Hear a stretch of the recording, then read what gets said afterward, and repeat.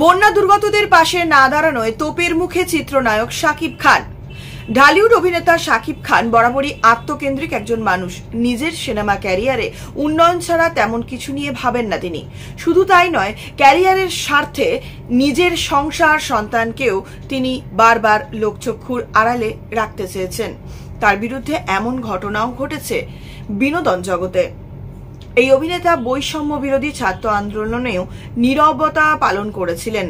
সেই সময় নীরবতা ভর করেছিল তার উপর। একেবারে শেষের দিকে আন্দোলনে ছাত্রদের জয় যখন প্রায় নিশ্চিত, সেই সময় তিনি সামাজিক যোগাযোগ মাধ্যমে একটি মাত্র দায়সারা গোছের পোস্ট দিয়েছিলেন।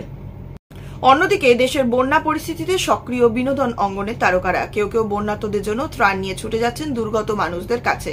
কেউ কেউ টিএসসিতে ত্রাণ কেন্দ্র, সরজমিনে খাদ্য সামগ্রী ছাড়াও টাকা দান করছেন। সেখানে শাকিব খানের নীরবতায় বিস্মিত হয়েছেন অনেকেই।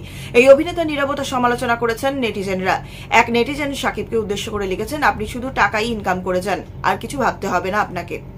অন্যজন লিখেছেন, দেশের চরম দুঃসময়ে ঘুমিয়ে আছেন ঢালিউড কিং শাকিব খান, এভাবে সবসময় দেশের বিপদে ঘুমিয়ে থাকুন।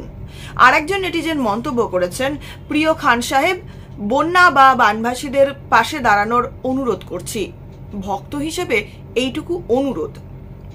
এদিকে বন্যায় নীরব থাকলেও নিজের সিনেমা নিয়ে সরব শাকিব খান।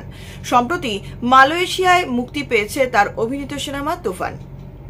সেটির প্রচারণা ঠিকই ফেসবুকে চালাচ্ছেন এই অভিনেতা। সেখানেও তার ভূমিকা নিয়ে প্রশ্ন তুলেছেন অনেকেই। এদিকে 10 বছর ধরে আত্মজীবনী লিখলেন অভিনেতা আবুল হায়াত। 21-এ পদকপ্রাপ্ত গুণী অভিনেতা আবুল হায়াত অভিনয়ের পাশাপাশি নাটক নির্মাণ ও রচনাতেও দেখিয়েছেন মুনশিয়ানা। নতুন খবর হলো, এই অভিনেতা নিজের আত্মজীবনী লেখার কাজ শেষ করেছেন। বর্তমানে চলছে প্রচ্ছদ অলঙ্করণ। সেটির দায়িত্ব নিয়েছেন অভিনেতার মেয়ে, সু অভিনেত্রী ও চিত্রকর বিপাশা হায়াত।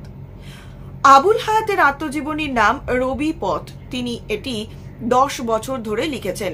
এই প্রসঙ্গে আবুল হায়াত গণমাধ্যমকে বলেন, আমি আসলে খুবই অলস প্রকৃতির লোক, লিখি ফেলে রাখি। দেখা গেল কোনো একদিন 1 চ্যাপ্টার লিখছি, কোনো দিন 1 পৃষ্ঠা, কোনো দিন 2 লাইন, তারপর বহুদিন ধরে পড়েছিল। এরপর আমার মেয়ে বিপাশা বলল, বাবা তুমি লেখো না কেন? আমি বিপাশাকে বললাম, লিখে কি হবে, আমার লেখা তো কোনো ক্লাসিক কিছু হবে না। সে বলে, ওসব বলো না, তোমার লেখা তোমার কাছে শ্রেষ্ঠ লেখা। তোমার জীবনী তোমার চেয়ে ভালো তো কেউ লিখতে পারবে না, তুমি নিজেই লিখবে, মনের তাগিদ থেকে লিখবে। যার ভালো লাগবে না সে পড়বে না, যার ভালো লাগবে সে পড়বে, পাশে রেখে দেবে। এরপর আমি উৎসাহ বোধ করলাম যে ঠিক আছে, আচ্ছা, অনেকে উৎসাহিত হতে পারে।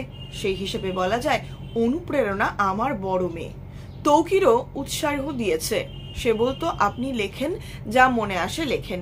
কিছুদিন পর পর জিজ্ঞেস করতো কত দূর হলো লেখা।